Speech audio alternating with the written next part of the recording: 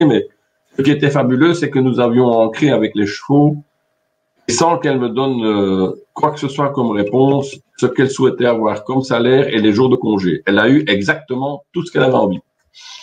D'accord, ok. Juste avec le pouvoir de mettre l'intention et après un travail quand même, ouais. Voilà, à se souvenir de ce que l'intention qu'elle avait mise à faire quelque chose avec ce poney. Elle s'est retrouvée face à son employeur, et elle a posé les conditions. Tout a été accepté. Bonjour à tous et bienvenue dans cette nouvelle édition du Guide du bien-être.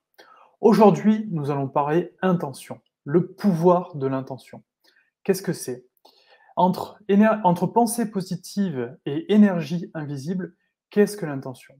Pour en parler, nous avons fait appel à Claude Dereux, qui est Equicoach et spécialiste en développement de l'être assisté par les chevaux. Tout de suite, je vous propose de le retrouver pour parler du pouvoir de l'intention. Bonjour Claude. Bonjour Lucas. Comment vas-tu ? Mais ça va très bien. Super. Alors aujourd'hui avec toi, on va développer un sujet qui a déjà eu énormément de livres, beaucoup de monde en parle, mais c'est pas pour rien aussi, c'est parce que c'est un grand pouvoir, c'est l'intention.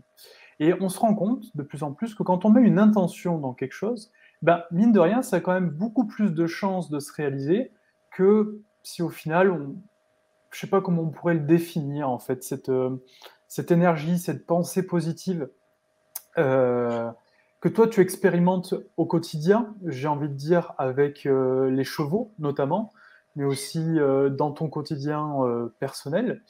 Qu'est-ce que c'est pour toi l'intention ? Alors, je vais reprendre un peu la définition de ce que le docteur Dyer avait dit dans son livre Le pouvoir de l'intention, parce que c'est tout à fait ça en fait. Ce n'est pas quelque chose que l'on fait, que nous faisons, c'est une force présente dans l'univers sous la forme d'un champ énergétique invisible. Et c'est quelque chose que j'ai beaucoup, beaucoup appliqué. Je me suis rendu compte que ça fonctionne en fait.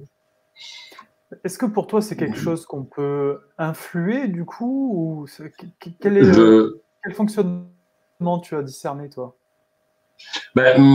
Personnellement, j'ai trouvé que j'avais l'intention de déménager un jour de région. Ça a pris un temps, mais finalement, ça s'est fait. Alors, je crois, enfin, c'est pas une croyance, c'est que je suis persuadé que ça sert à rien de s'attacher au résultat, ni de quand ça va se faire, ni comment ça va se faire. Le résultat, ça n'a pas tellement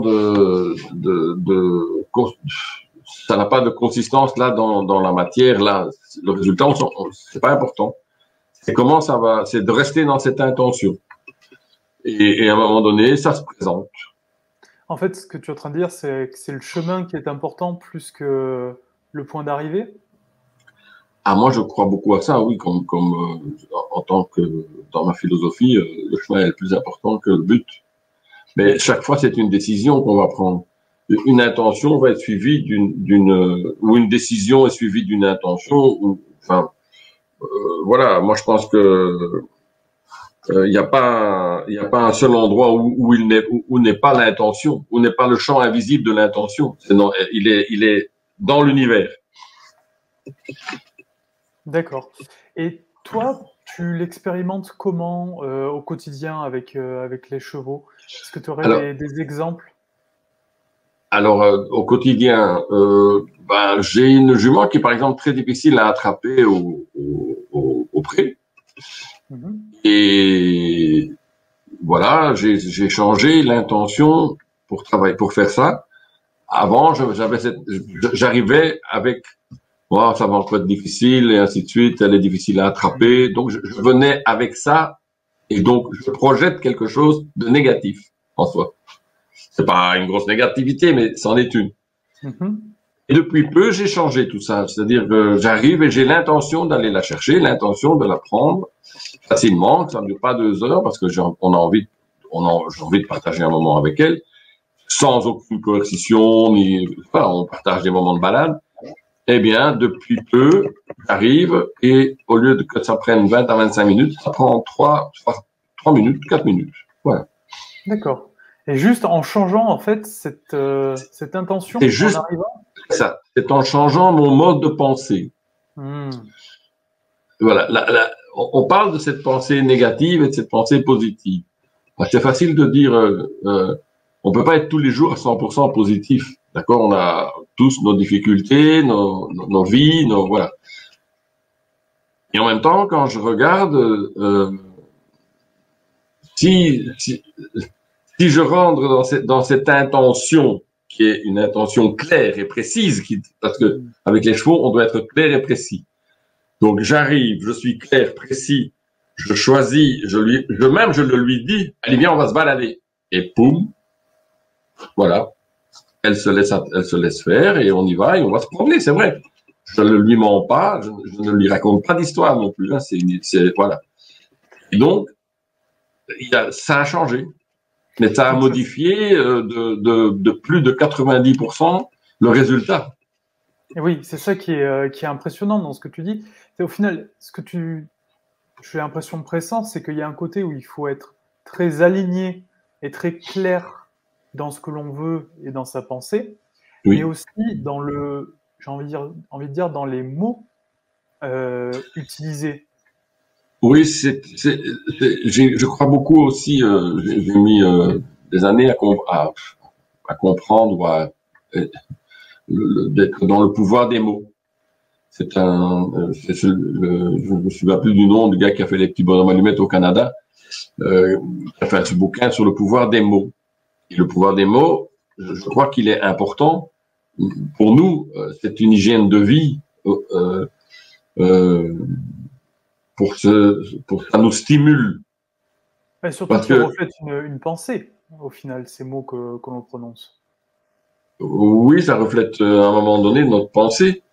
C'est sûr, c'est-à-dire, je suis pas bien, je vais rester, je suis pas bien. Qu'est-ce que je vais mettre en place pour que ça aille mieux plutôt? Voilà. Au lieu de dire, donc, je sais pas si c'est bien, si c'est le bon exemple, mais j'ai beaucoup changé les phrases que je faisais négativement. Souvent, je les retourne en phrases positives pour moi. En me disant, bon, écoute, ça va, t'es pas mort, hein, tu vas, voilà, et tout à coup, ça change. Mais nous en avons parlé un peu ce matin, l'intention de dire, est-ce qu'on le reporte, est-ce qu'on fait ci, parce que bon, je vais t'élever un peu. Eh bien non, voilà, j'ai mis l'intention, j'ai changé d'énergie, j'ai demandé à l'intention, j'ai dit, ok, on le fait, l'intention est là, c'était aujourd'hui, et voilà. Et ça se fait. Avec une certaine fluidité même. On n'a pas besoin de forcer ni voilà. L'intention, c'est un lieu qui est nulle part et qui s'occupe de nous partout et qui s'occupe tout le temps de nous. Mais pourtant, j'ai l'impression que tu nous dis qu'il y a quelques moyens entre guillemets en tout cas d'y avoir accès, que ce soit par les mots, que ce soit par la pensée. Oui. Si j'ai envie, si par exemple, je vais aller, je vais dire, allez, je veux vivre à Paris. Je veux vivre à Paris. Mm-hmm. Voilà, on a pris cet exemple. Je veux vivre à Paris. Eh bien, au lieu de dire je veux vivre à Paris ou j'ai envie de vivre à Paris, je vais dire j'ai l'intention d'aller vivre à Paris. Et je ne m'attache pas au résultat. Est-ce que ça va être Paris ou la banlieue? Est-ce que ça va être tout de suite ou demain? Mais si c'est une intention, elle va bouger. J'ai mis 2 ans à dire que j'avais l'intention de faire un petit tour en Dordogne. Ça a mis 2 ans. Et j'y vis. Voilà. Donc je me suis pas attaché, je me suis pas, disons, attaché au résultat, mais j'ai pas non plus fait une fixation. C'est pas, voilà, c'est pas, oui, il faut. Non, tout ça, ça marche pas. C'est vraiment, c'est de dire, j'ai l'intention de. L'important, c'est d'y rester dans l'intention. Et des fois, ça concrétise même des petits miracles. J'ai envie de dire, tu me parlais lors d'un de nos échanges de cette jeune fille qui est montée à poney, sur un poney Ah oui, qui oui. ne supportait pas l'eau. Oui. Un cheval qui supportait, un cheval qui absolument, c'est chez notre ami Magali où nous faisons le stage là, des accords Toltec. Magali a un beau troupeau, elle a un cheval qui s'appelle Cachou. Ce cheval n'a jamais voulu mettre son pied à l'eau. Et cette année, elle a publié un post, elle a publié le post sur Facebook. C'est une jeune fille, on va dire 10-11 ans, je crois, même pas. Ouais. Et en fait, donc Magali organise des stages de vacances, enfin pour les enfants. Et elle en faisait partie. Et donc il y a une semaine où ils partent comme ça en bivouac. Et il y a dans une des journées, il est prévu d'aller au bord de l'eau. Et le jour où ça arrive, Magali explique à cette gentille petite fille, elle lui dit, écoute, ne te tracasse pas et ne te frusque pas, tu peux venir avec nous, mais Cachou, il a jamais mis ses pieds dans l'eau, quoi. Hein. Donc voilà. Et cette gamine, elle avait l'intention que ça se ferait. Elle s'y est reprise une fois ou deux pour pouvoir et elle y a été. Et le comble, c'est que le cheval l'est retourné 3 fois. C'est ça qui est Magali. C'est pas juste une fois, c'est même pas un coup de chance où il a. C'est même pas un coup de chance. Non. Elle est voilà.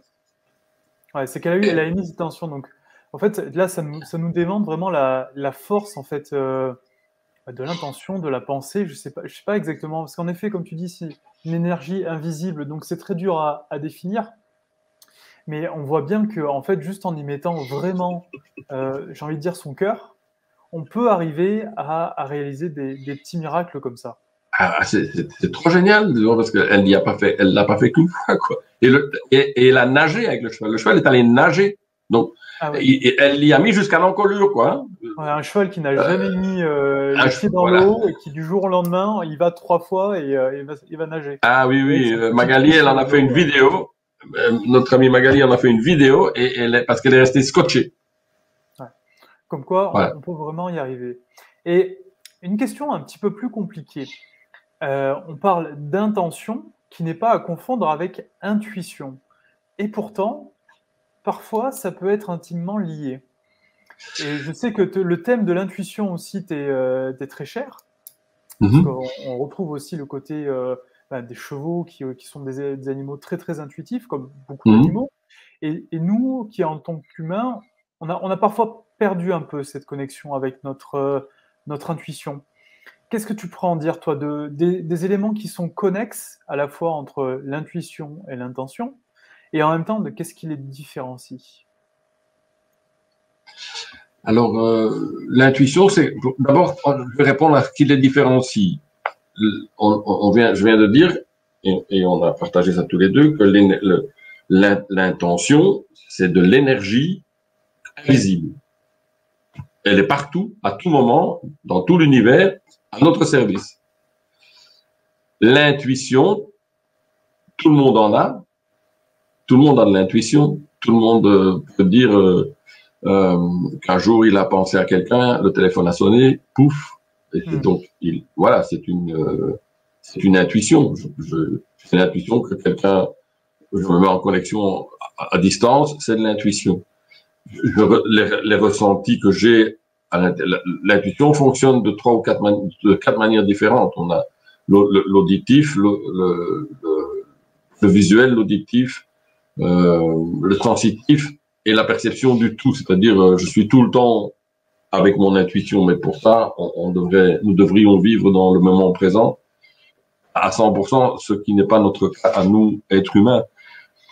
Mais souvent, en même temps, l'intuition, elle, vient nous titiller parfois la nuit, dans un rêve ou dans quelque chose qui vient nous parler et que tout à coup, je vais avoir l'intention d'appeler la personne ou de faire ce que j'ai eu comme message ou de mettre en place ce que j'ai eu comme message. Donc, c'est un peu l'intuition nous donne l'accès à dire, eh bien, j'ai l'intention de faire ça. Tiens. Voilà. Je pense. Je ne sais pas si ça répond tout à fait à la question. L'intuition serait une étape précédant l'intention. On pourrait, en tout cas, être une étape. Oui, parce que c'est pas nécessairement. Je pense pas qu'elles soient nécessairement liées l'une à l'autre. Ce que je ressens, ce que je vis moi, je peux parler que des exemples que j'ai vécu. Donc, ce que j'ai beaucoup vécu, c'est l'intuition, c'est quelque chose qui me vient comme ça. Moi, j'ai un peu la perception du tout depuis le temps que je la pratique. Et donc, du coup, je vais mettre l'intention de faire ça. C'est-à-dire, je ne sais pas, je devais appeler un ami pour régler quelque chose. Ça mettait du temps, j'y arrivais pas, et un matin, j'entends appelle-le. Et voilà, l'intention, c'est de dire, OK, je l'appelle. Ouais. Et comme par hasard, la personne, elle te répond tout de suite. Elle n'est pas sur boîte vocale. Ouais. C'est ça qui est assez spécial quand même, parce que c'est totalement abstrait, quelque part. Ouais. Et en fait, cet abstrait nous ramène dans le concret. Quelque part aussi. Les chevaux nous montrent ça beaucoup. Pourquoi moi je parle beaucoup des chevaux, mais le chien, le chat, tous les animaux sont très intuitifs et très réceptifs. D'accord? Il suffit qu'on émette une intention vis-à-vis d'un animal, on n'a pas besoin de lui parler. C'est la communication non verbale, puisque lui, il ne va pas vous répondre. Les chevaux, parce que ce sont des êtres hypersensibles, puisque c'est une proie, ça t'amène à quelque chose de différent au niveau de la relation. Un cheval, si tu es précis dans ton intention, dans ton message, dans l'intention de lui demander quelque chose, eh bien, ça va bien se passer. Est-ce que, justement, c'est super parce que tu en parles, dans ton travail que tu nommes développement de l'être, assisté par les chevaux, toi, concrètement, en termes d'exercice ou de problématiques que tu rencontres avec les personnes que tu accompagnes, comment ça se matérialise? Est-ce que tu aurais des exemples autour de ça?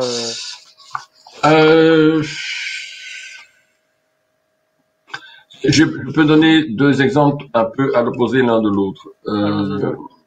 Voilà. J'ai coaché une cliente il n'y a pas longtemps qui avait... c'était assez compliqué pour elle parce qu'elle travaillait sur deux choses bien distinctes et qui amenaient une troisième. Enfin, qui amenait le résultat pour la troisième. Et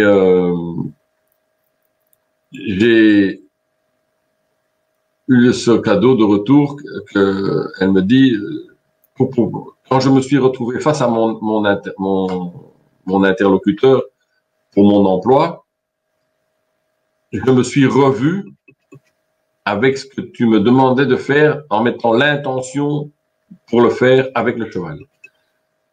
Et je lui demandais juste de mettre l'intention de passer au-dessus d'une barre, de faire, voilà, mais qu'elle le visualise déjà. Des choses très simples. On s'est retrouvé.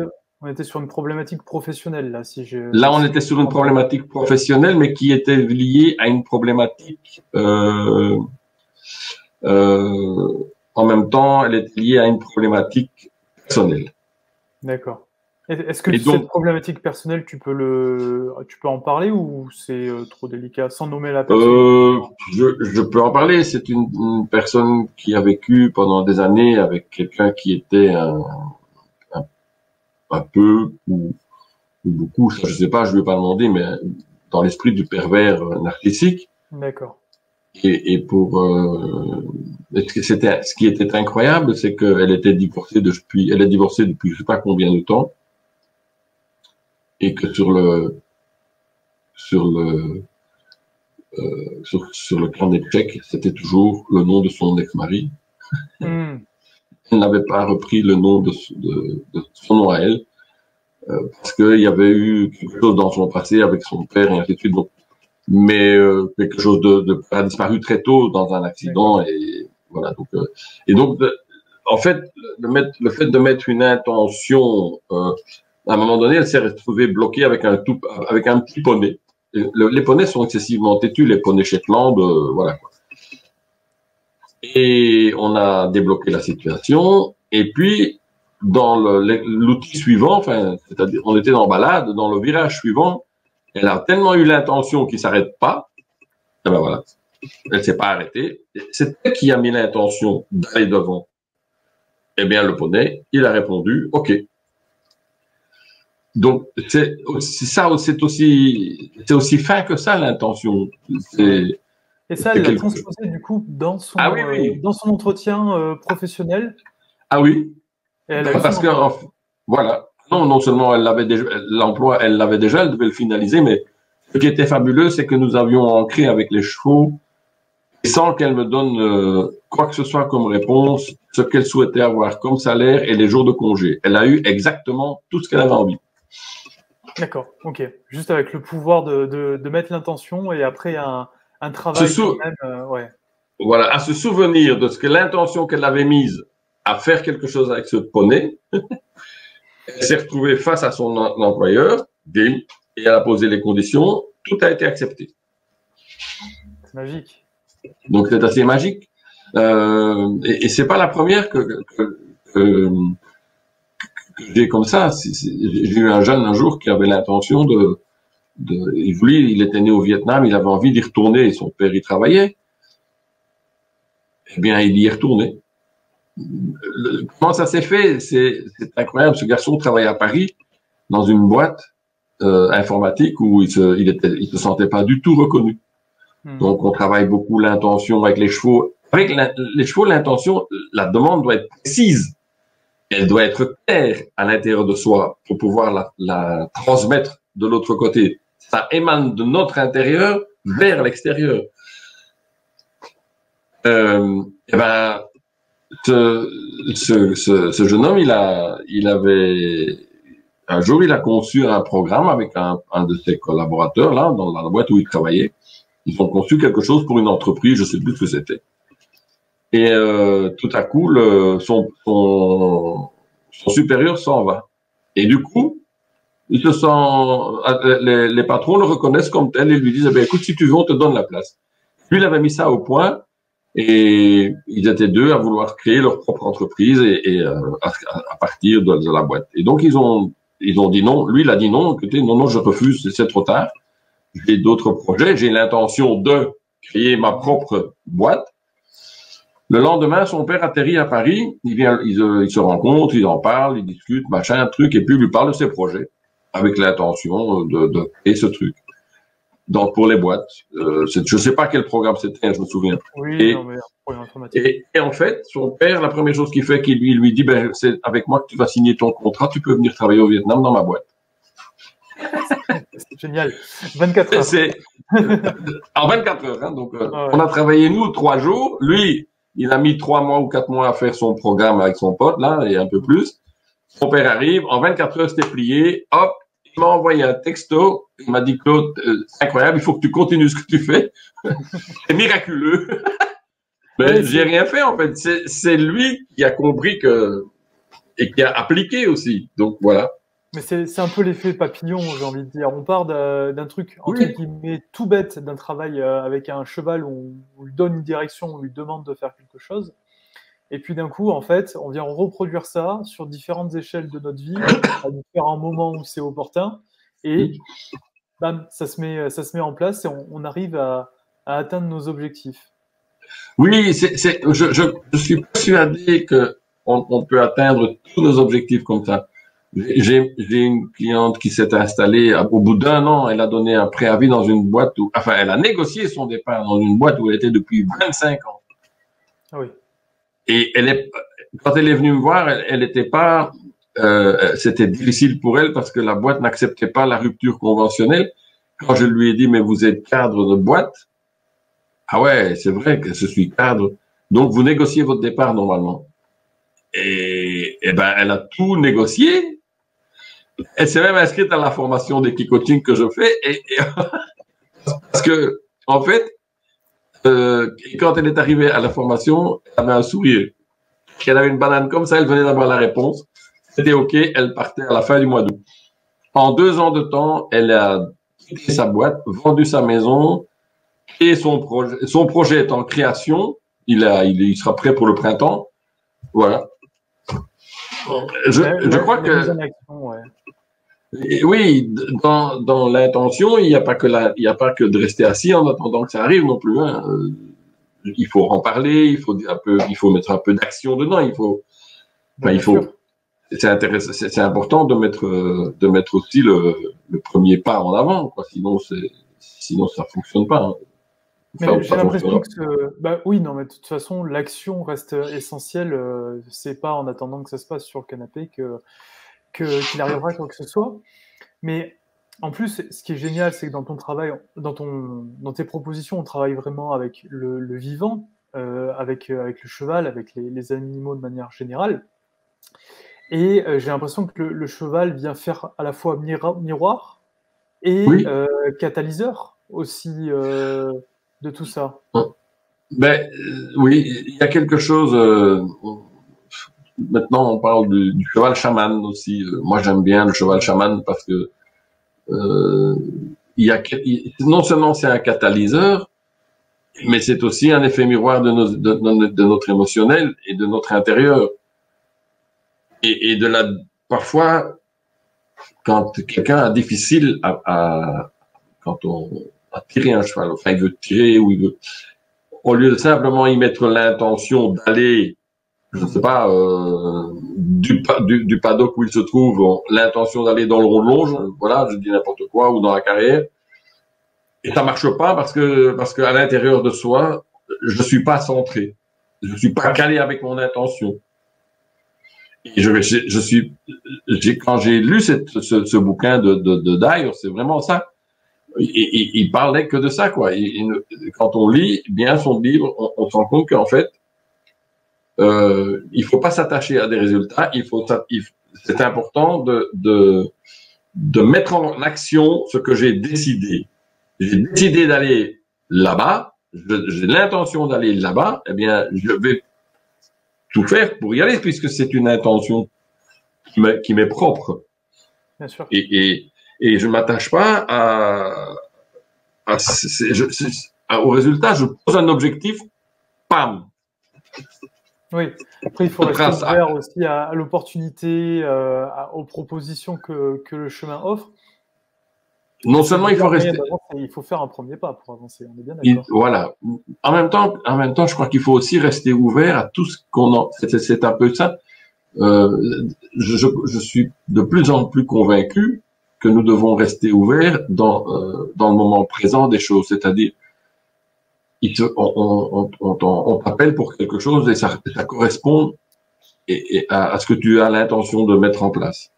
Et tout à coup, tu fais une rencontre ou tu as un coup de fil et on te parle de quelque chose qui à l'intérieur de moi résonne.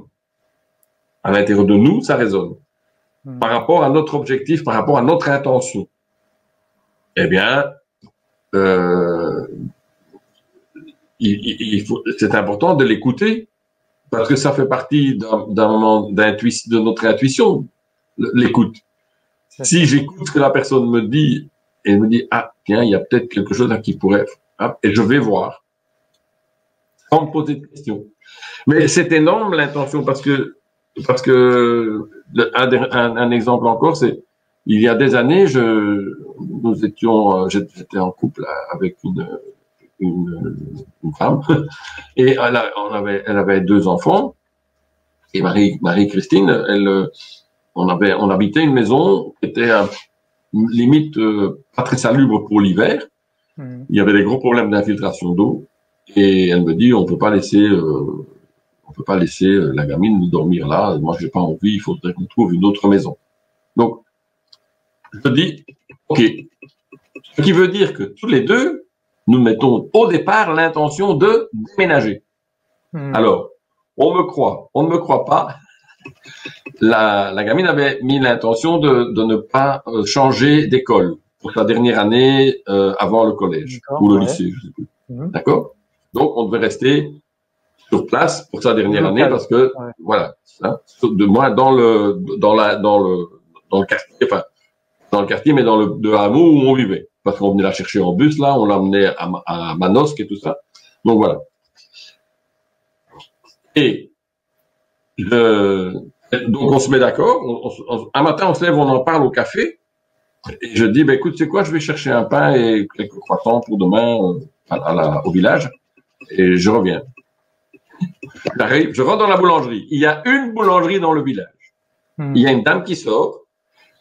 Sur le carré de la caisse, il y avait une maison à louer.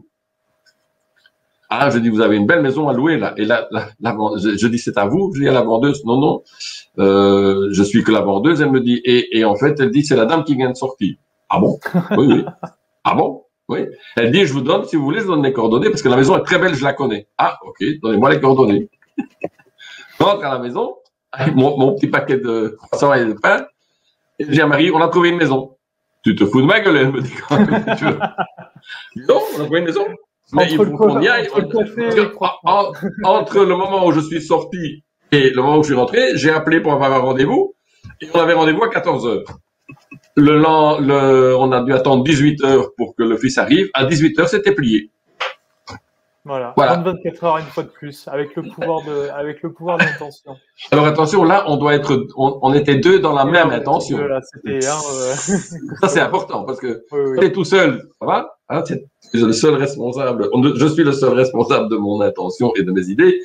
Mais si c'est un projet en commun, il faut quand même que l'intention soit commune à faire ce projet. Mais voilà. Mais dans les 24 heures, on avait signé, plié le truc. Une question peut-être un peu plus compliquée, et ce sera peut-être la dernière aussi. Oui, oui. Est-ce que pour toi, l'intention est un moyen d'être à l'écoute de son âme? Eh bien, oui, probablement. Ça pourrait être ça, oui. Je n'ai pas pensé à ça. C'est très intéressant ce que tu me poses comme question. L'intention, ça pourrait être, oui, se mettre à l'écoute de son âme. Dernièrement, puisque tu en parles, on m'a parlé j'ai beaucoup lu sur les récupérations de nos parts d'âme. Et j'ai fait j'ai appelé une thérapeute et qui m'a dit, pour vous, j'ai l'impression que vous n'avez plus de parts d'âme à récupérer, vous les avez toutes récupérées. Je dis, ça c'est génial. Et en fait, j'ai fait une comparaison. Je ne sais pas si si je peux je ne sais même pas si je peux appeler ça une comparaison. Dans ma vie, j'ai côtoyé j'ai créé 6 couples. D'accord? Et juste au moment où j'ai l'intention de regarder sur ces parts d'âme, en fait, le dernier couple, ça s'arrête. Et j'ai lié les 6 personnes à des parts d'âme, à des parts de récupération de mon âme. Je ne dis pas que c'est juste, je dis juste que c'est une intuition qui m'est venue. C'est ma vision. Ça n'engage que moi, attention. Bien sûr. Par contre, j'en suis venu à dire que, pas tout au début de ma vie, mais à aujourd'hui, avec l'expérience, pour moi, quand 2 personnes se séparent, c'est comme si l'âme, c'était la séparation de 2 âmes, parce que le chemin se termine. Notre âme va aller chercher à l'intention, voilà, de nous emmener ailleurs pour guérir autre chose, afin qu'on nous puissions récupérer toutes nos parts d'âme. Voilà. Je ne sais pas si ça répond exactement à ta question. Mais... Je sais pas, mais c'est suffisamment poétique pour te dire que oui. On demandera à tous ceux qui nous ont laissé un petit commentaire et de nous dire ce qu'ils pensent de tes propos et quelle est leur vision, quelle est leur proposition là-dessus. Et on viendra regarder régulièrement les commentaires pour alimenter cette réflexion entre l'intention, l'intuition, et l'âme et les différentes manières de l'écouter.